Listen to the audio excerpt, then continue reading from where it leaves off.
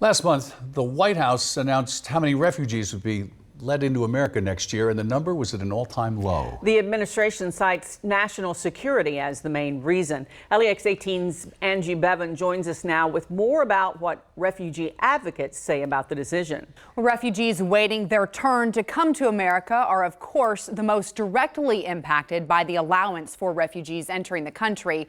Refugee advocates say the decision also impacts our communities here. It's a concern. That is an all-time low for the U.S. Refugee Resettlement Program. 18,000 is the number of refugees to be allowed next year, compared with numbers like 75 and 100,000 in years past.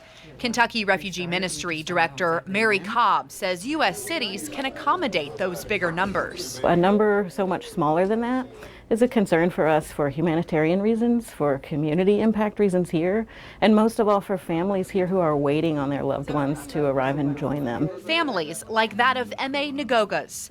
He came to America 6 years ago when he was 23 from Rwanda. His aunt and 3 cousins finally next in line until their travel was canceled a few weeks ago. Just waiting for the day when they're gonna come here to America. They miss us and we miss them. Kentucky Refugee Ministry helps refugees become self-sufficient as soon as possible, learning English, getting jobs, finding housing, enrolling kids in school. It's amazing to see how well and how quickly our clients begin to thrive when they get here. Becoming taxpayers and good neighbors who are involved. It would be a real shame to lose these contributors to our community, to our workforce, to our economy, to our social fabric here in the city. The Trump administration says its approach on refugees protects the welfare of American citizens, and that the U.S. leads the world in both financial contributions and permanent resettlement for refugees. The White House also says the U.S. expects to receive more than 350,000 asylum claims in 2020.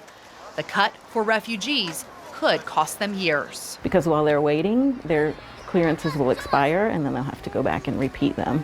So a month delay or a 2-month delay while new rules are being put in place could actually turn into years for someone who was almost on that flight. Leaving families separated. I can't do anything, so I just have to wait and see if they're gonna come in the future. A future that is uncertain.